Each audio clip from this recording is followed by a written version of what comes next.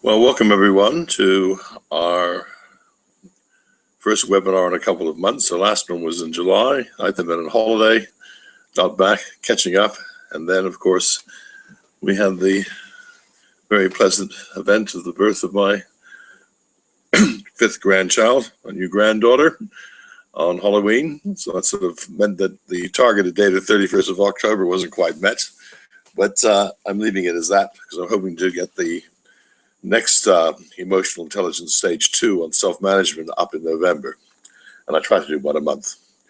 So anyway, welcome aboard. In this webinar, we're going to the agenda is basically we're going to define emotional intelligence, then introduce what I call the 7MTF technology, which I think it's the latest and modern technology for understanding your temperament, then discuss how it relates to the most important personality theory at the moment, the Big Five, and then we're going to describe some techniques for improving your self-understanding, namely the practical emotional intelligence assessment questionnaire, then look at what's called heuristics, and then finally discuss 360-degree feedback. So that's the agenda for today. First thing I'd like to do is actually discuss emotional intelligence, and what you have to begin with is intelligence. What is IQ? And the key message about intelligence, it really got going in World War I by a gentleman called Alfred Binet, who developed the equation that your IQ, your intelligence quotient, was your mental age divided by your chronological age. And what happened was he was invited by the US Army, which at that time was trying to develop this new technology of planes, and they had a problem, which was that the pilots who were taking the planes up, they didn't have much time to train them, and because they were insufficiently trained, they were crashing the airplanes and dying. That didn't worry the generals that much, the fact that the pilots were dying, but the planes were really expensive. So they went to the organizational psychologist and said, develop a technique so we can sort of filter out the stubborn ones and only choose the very intelligent ones who can learn quickly how to fly. And that's effectively what kicked off intelligence testing. Probably the most common IQ test now is known as the Wechsler Adult Intelligence Scale, or the WIAS, which says that your mean emotional intelligence is 100. Standard deviation is 15. That means that 67% of the population fall between an IQ of 85 to 115, and someone who is pretty bright has an IQ of 140 plus. The other thing that people discovered when they started working on IQ testing was that there were multiple intelligences. There was a general intelligence known as G, but they also discovered that some people had a verbal intelligence and also a numerical intelligence. That's where the basis of the IQ tests.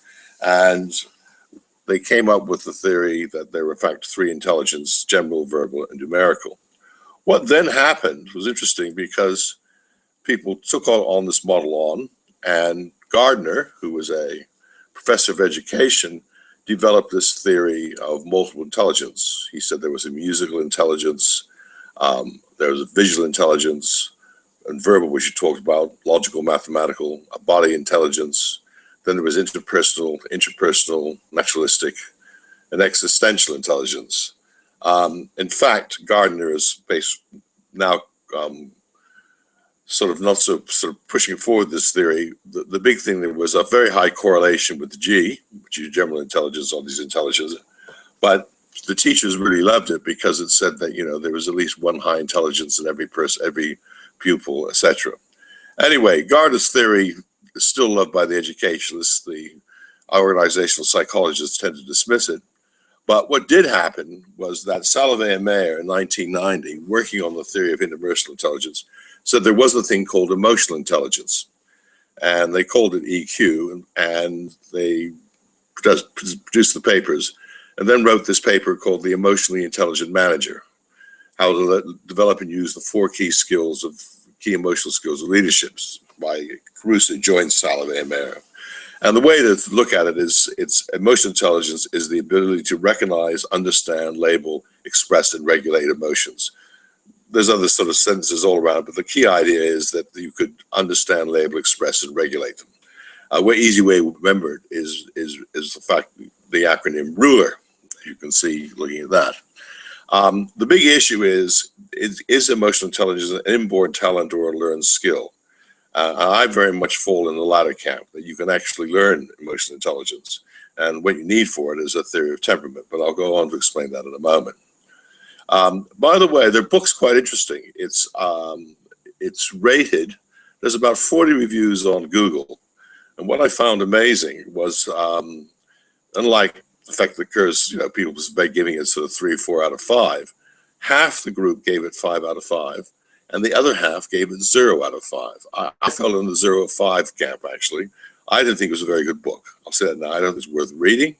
The only example of emotional intelligence they discuss is someone who demonstrates that they clearly don't have any. Otherwise, it's a lot of hypotheses and no sort of case studies to back it up. Complete contrast, in fact, to the other key book on emotional intelligence, which is, of course, Goleman's book, which I still think is a terrific book. Of course, Goleman writes well. He was the scientific writer for the New York Times, and he actually studied for a psychology degree. And this book came out in 1996. Over the next 5 years, it sold 5 million copies, made Goleman a rich man. And his sort of several key concepts, but the first key concept was that emotional intelligence can be considered in terms of 4 key steps. Self-awareness, understanding what your emotions are, self-management, then social awareness or empathy, understanding the emotional rise in other people, and then in effect social skills or relationship management. And he also describes what it is, emotional intelligence, and why it's important. But the key thing that's missing in the book is that there is no model of core emotions. In the appendix, he discusses whether there is a model theory of emotions, and in fact quotes the work of a guy called Ekman, but he doesn't actually say whether he's got it. And when I read emotional intelligence, I thought, I've got the answer, which I'll go and explain why shortly. But that's my mind. And what this will be, to give the book its credit, it totally awakened my interest in emotional intelligence. The book about which effectively discusses emotional intelligence, well, not emotional intelligence, but emotions, is written by good old Charles Darwin, who, of course, we all know was the gentleman who was behind the theory of evolution. He wrote another book called The Expression of Emotions in Man and Animals in 1872. Very interesting. It was one of the first books to actually use illustrations. And then he talks about, low spirits emotions, high spirits, disdain, contempt.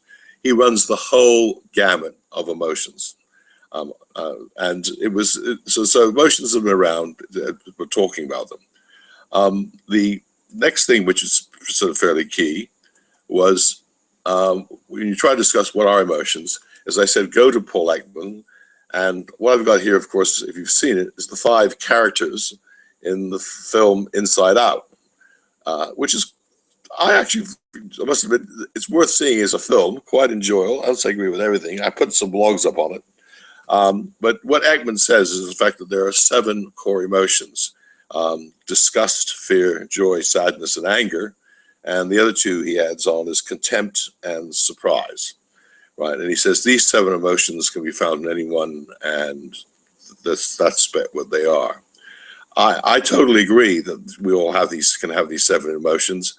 My main thing is that emotions are passing; they don't last long, and you can have like anger for a variety of different reasons.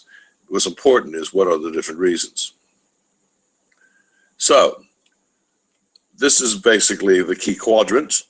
What is emotional intelligence? And I think the best way of looking at it is, like in true MBA forms, is you look at it as a 2 by 2 quadrant. You have the self along the top row, And you have they can be divided into understanding and influencing. So self-understanding, how do you do it? Well, the simplest way is by having a personality test, some form of personality test. Self-influencing, well, one technique which is recommended is developing mindfulness. Then for others, well, understanding others, empathy, and then influencing others, well, that's social skills. But that's how I actually think of emotional intelligence, is a simple 2x2 quadrant. I don't sort of go into sort of lots of theory and words, etc. I just think of it, etc. And what we're going to discuss today, of course, is the upper left-hand quadrant, self-understanding. Why is EQ important? Which is, I think, is the example that Goldman uses, which I think is excellent, is the famous study by Walter Mischel at Bing University. Sorry, at the Bing Nursery School, rather, at Stanford. And if you haven't seen it, it's what you've got here is the famous marshmallow test. And what Walter Mischel said was he had two young daughters, they're kindergarten, and he was trying to work out, a theory of basically self-gratification and whether people could hold self-control. And so what they did was, over a couple of years, was including his two daughters, they tested 653 4-year-olds. And what they did is they took them in, left them alone in a room, put a marshmallow on a plate, and said, we're going to come back in 10 minutes. And if that marshmallow is still there when we come back, we'll give you another one. But if you eat that marshmallow now, there's no more marshmallows for you. And what Mischel found was that of the 653 4-year-olds that they tested, about 60 to 70 could hold back, i.e. 10%. That was the study, and that's what he said.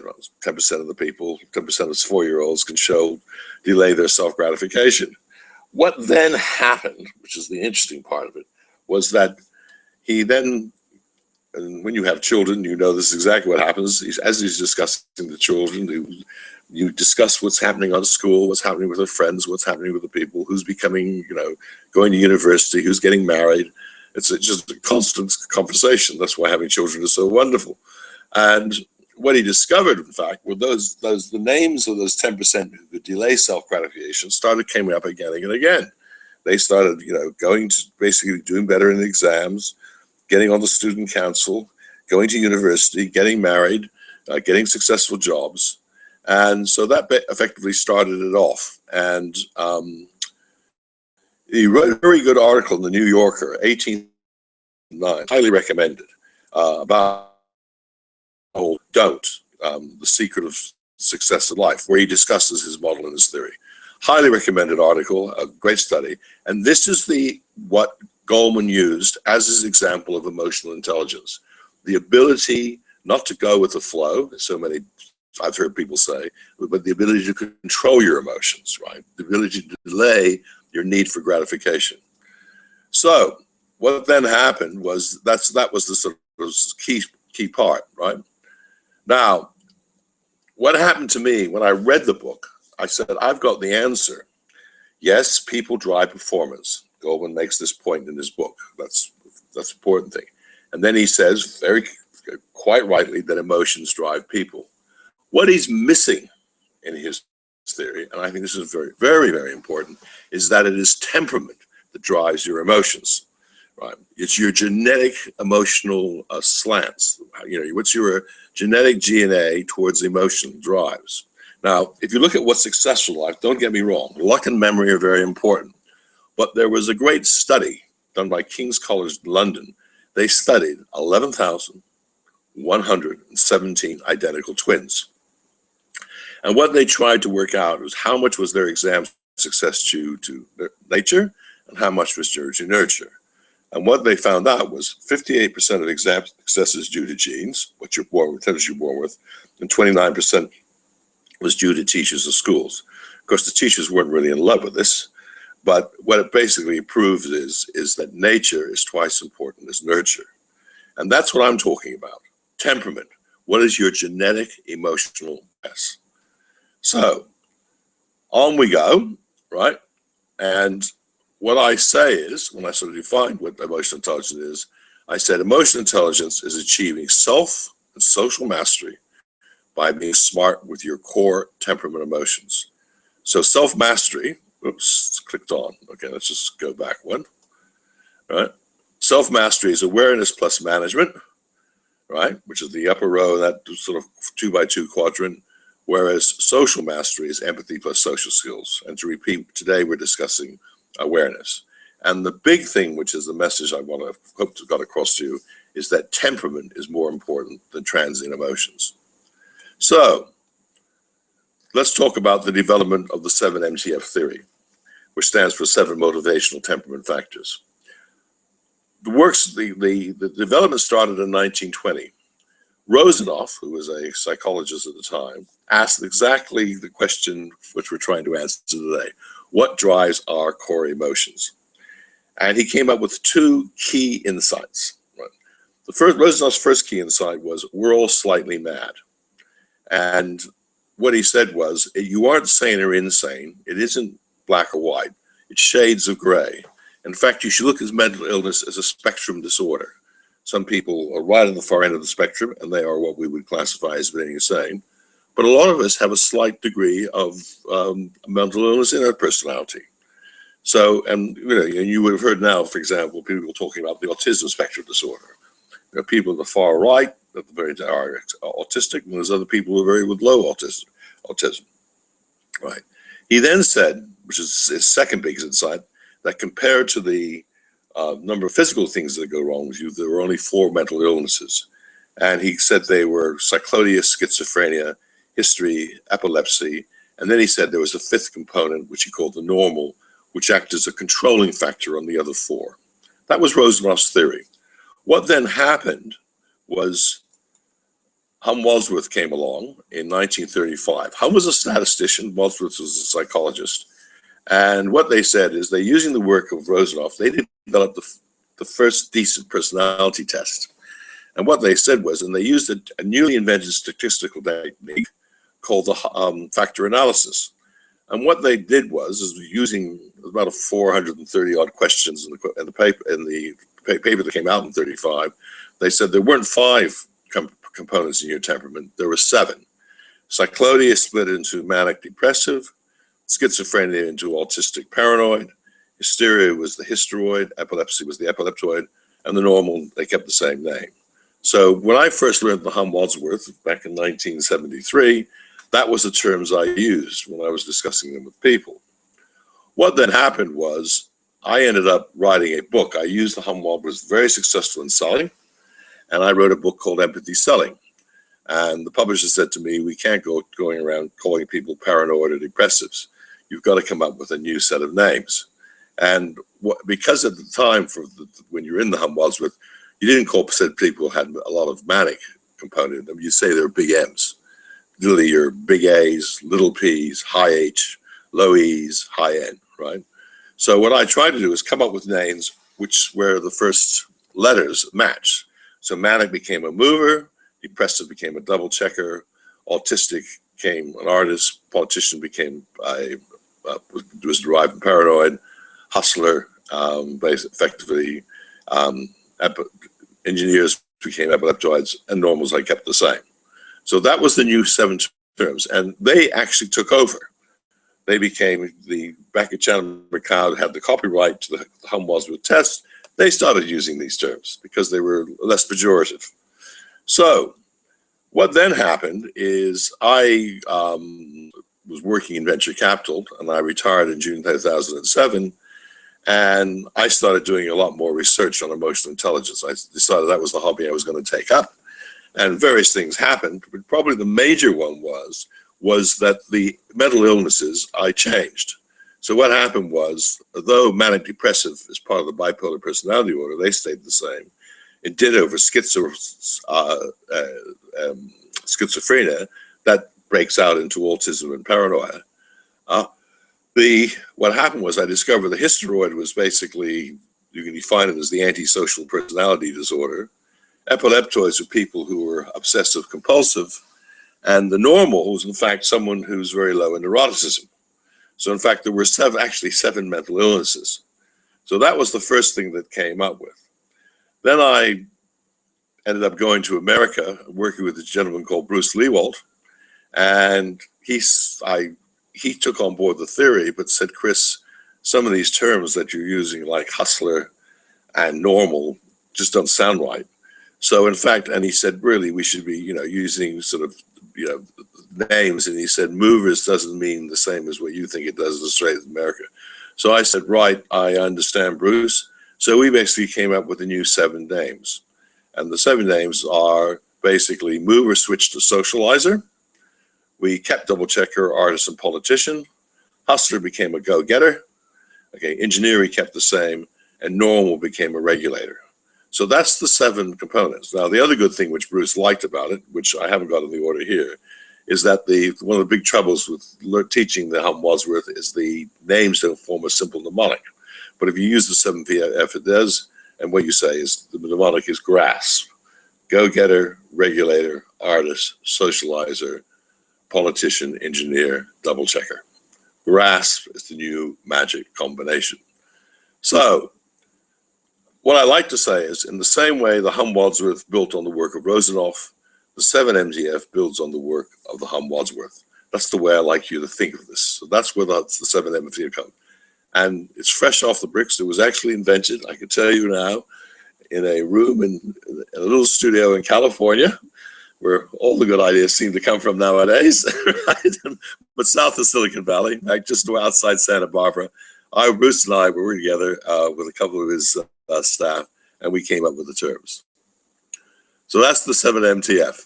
And so that's what I'd like you to remember. Now let's talk about, just go through them quickly. So just etc. All right. As I said, if we go, you're going to use grasp now. The go-getter, driven by basically the desire for material success. Self-interest is the magic term with them. They listen to one radio station, what's in it for me? And they're above average on the psychopathic spectrum.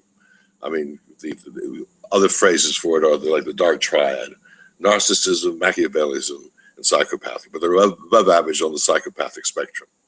The next component, R, is the regulator, desire for order. These people are non-neurotic and unemotional. They're below average on the neurotic spectrum, right? The other 2 very interesting things about the regulator is, 1, it's soluble. It disappears if you drink too much. And also, it increases with age. As we get older, we get more control of our emotions, right? We become less neurotic. I mean, speaking as someone who's just had, as I said, 5 grandchildren and seen them come out, I mean, they do vary, I can tell you, in the degree of emotional control. As my wife would wilt if I said this. I would just say to you, but it's very interesting. Some children have a lot of self-control and others don't. I mean, and for example, my elder daughter has three children.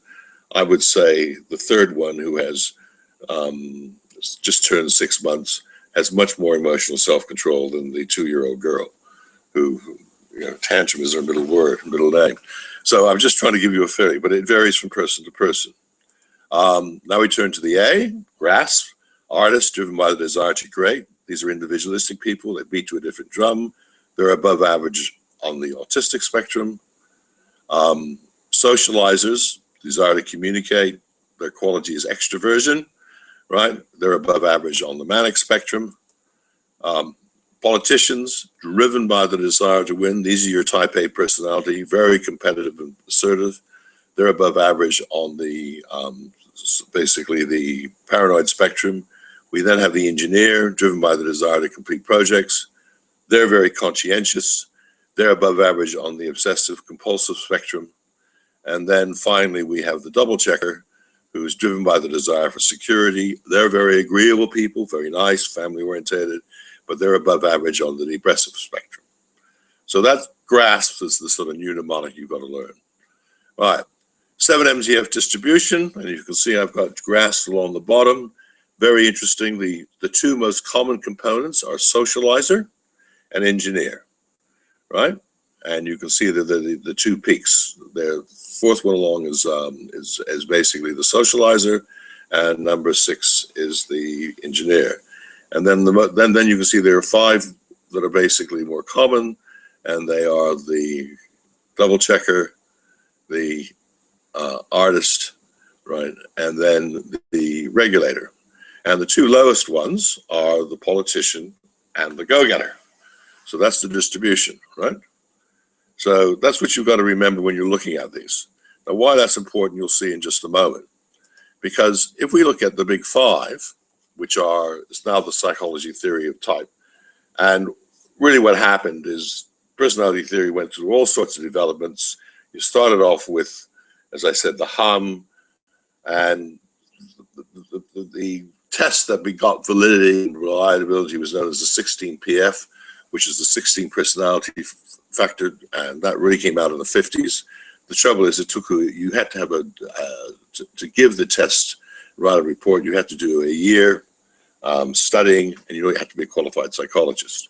And what happened was two chaps out of the University of Y came up and said, look, yes, the 16PF is very valid and reliable, but 80% of your personality is determined by 5 factors, which was basically the, if I go back to them, which O is the openness to creativity, C is conscientiousness, E is extroversion, A is agreeableness, and N was neuroticism, the lack of self-control. You remember very easily by the acronym emotion. And there were 2 big criticisms of the big 5, right? One, where is the dark triad, i.e. those people who are corporate psychopaths, and where's the type A personality? Where's the corporate bully? And what happened was all the 7MTF is, in terms of that, it effectively, the openness to creativity is the artists, conscientious people are the engineers, extroverts are socializers, artists are double checkers, and neurotic people have low regulator. And the corporate psychopath is a go-getter with a low regulator, and the corporate bully is a politician. What's a politician? And low regulator. So that's the sort of model, and as you can see, it relates. And the great thing is, which I like about it, is 5 most common factors in the 7MTF match up with the big 5. So that's the sort of relief, right? Then let's go through and sort of talk about the way you should think of it. You should think about your temperament as you have all 7 components in you, but you should think of it like a web with several strong and several weak strands. The other great caveat is you can change your personality, but you can't change your personality because it's genetic in one sense, but you can change your behavior. And I like this chart. It's from a book by called Brian Little. He's a professor at Harvard. It's called Me, Myself, and Us, The Science of Personality and the Art of Well-Being. And what Whittle did is said you should look at your whole personality as effectively a circle, and half of it is due to your genetic factors, which he calls biogenic factors, which are basically your temperament, which are genetic and emotional factors plus your IQ. And then he said 1/4 is your nurture, your family, your upbringing, education, job experience. He calls that your sociogenic factors. And then he said there's intergenic factors. What's happening to you right now? What situation you're in? What's your health like? What are your interests? So it's a good one. Again, it's proving this thing about nature, temperament and IQ being twice as important as nurture. So that's it. So let's just talk now about how you can effectively do it. Well, the first thing is to do is the personal EQ assessment. You can do one by going to my website, and and effectively what you do is a fixed pairs comparison between sort of 2 descriptions. And one, for example, here is conventional, self-controlled, formal, or are you entrepreneurial, shrewd, and hard-headed? And what you do is, many of you already would have done, is you complete the questionnaire, and back comes a graph looking like this, right? And this is mine. This is my PQAS, okay? And as you can see, my politician is my highest component. I got 6. The maximum you can get on one score on one component is 6. And if you get a 6 on a component, you cannot get a 6 on anyone else. Okay, the logic is because it's a fixed pair comparison and the pairs all mashed up against each other, the next highest component is 5. And if you get a 6 and a 5, the next highest score you can get is a 4. And as you can see, I'm basically a go-getter. So I'm highest in politician, second engineer, and then finally go-getter. And as you can see, the other side of the coin is if you have 4, you can only have 1 3, 1 2, 1 1, and 1 0. So my artist is 1. So in the comparison between artist and double checker, I ticked artist. And my double checker never got a tick for anything, so it became 0. Now, the big thing about this score is when I say people to them is they got to realize that this is a subjective test. It's a self-reporting test. It has nothing to do if you use you against the rest of the population. For that, you need to have a normative test. And the first normative test I did, in fact, was the Hum-Wadsworth. And I did it back, I came here in 73, and I did it back in 1976. And this was what my Hum-Wadsworth score looked like. And you can see the difference between the two graphs.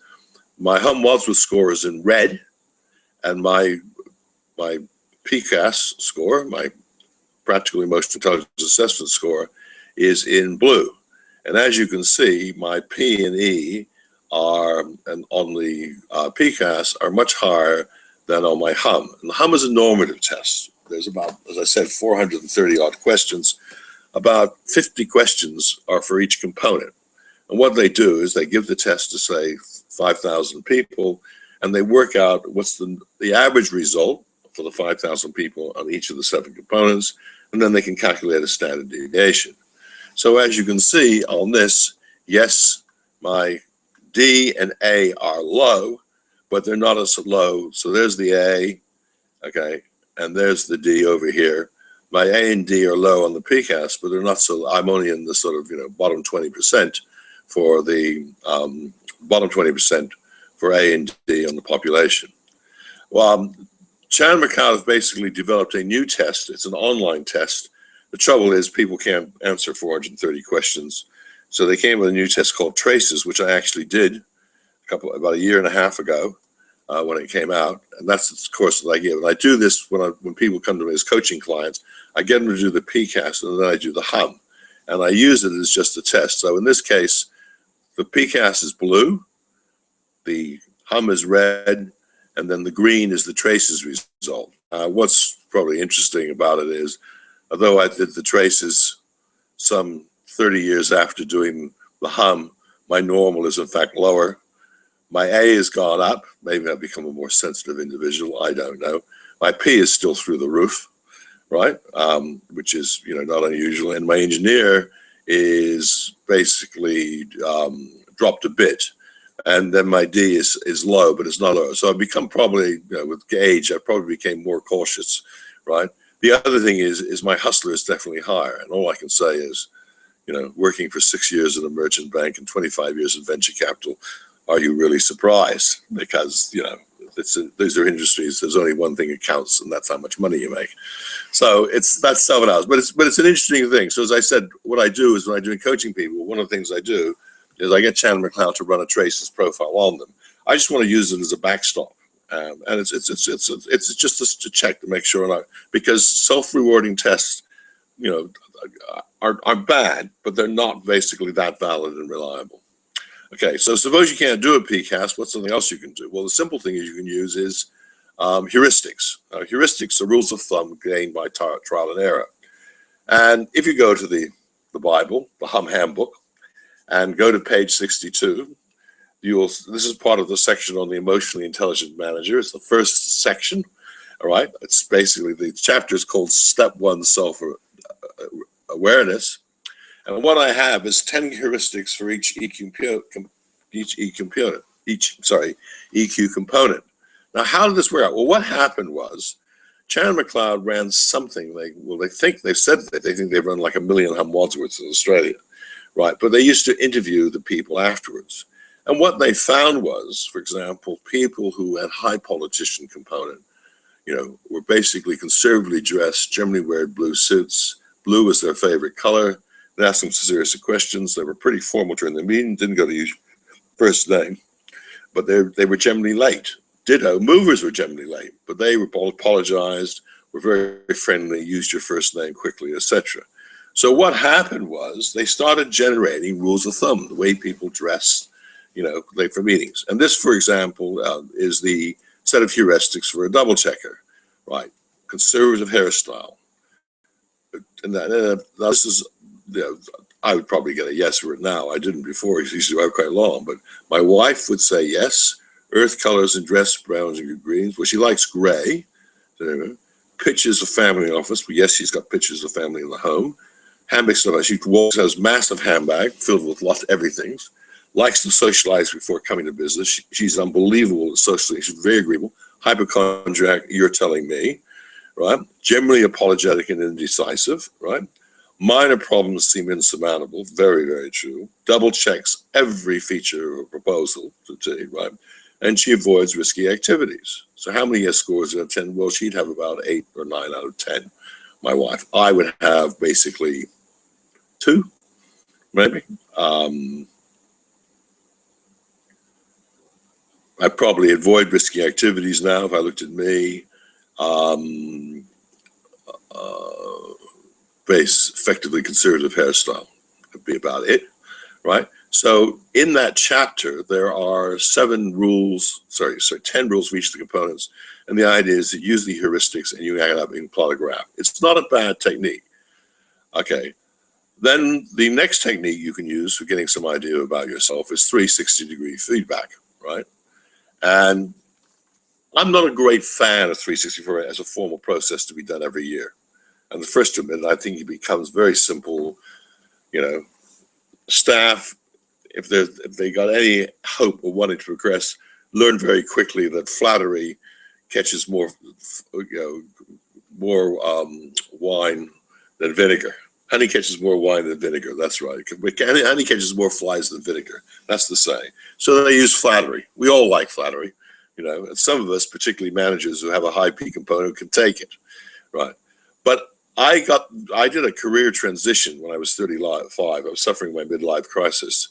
And don't ask me how I came back. Well, I just pulled out of a bookshelf. I was strolling around the AIM library, and there's this book. It's written by a guy called Traxel,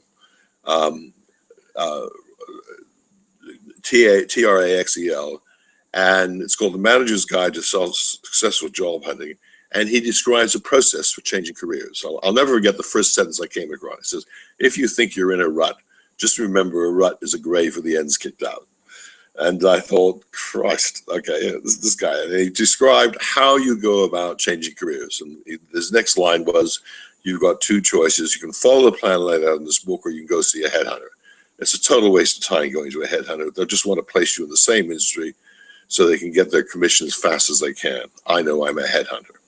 And one of the things he does is say, you have to learn about yourself. You got to learn what your strengths and weaknesses are. And so one of the things he asks you to do is ask 10 people what they think is your greatest strength and greatest character weakness. And I have to say, I found it very revealing. And I will never forget my secretary at the time, who was a good girl. And she said, I'll never forget when she said, what do you think my greatest strength is? And she said, well, I'll tell you what I think it is. And I said, yeah, go ahead. And she said, you are very, very good, she said, at planning ahead.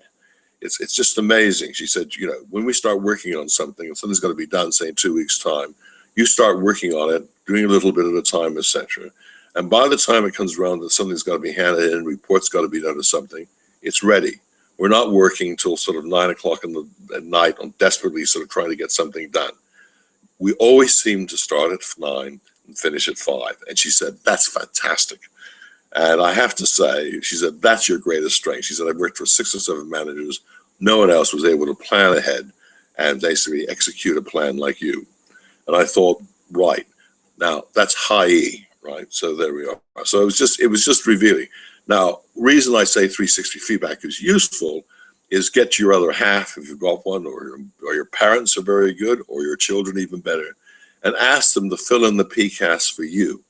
And go into it, because you might find that revealing what they think are the different strengths plus the other. Anyway, that's how we're going to finish. In conclusion, okay, we talked about emotional intelligence, understanding yourself. The first thing, knowing your 7 MTF profile. Typically, there are 2 dominant components, 2 weaker components, and 3 are average. Best way of finding out, I think, is to use the PCAS or heuristics, or go to Chandler Cloud and do the traces test. And also use 360 feedback from other people to complete their forms. Right, I'll sign off. The next one will be hopefully in November, will be Emotional Intelligence Step 2. And I hope you found this a useful webinar.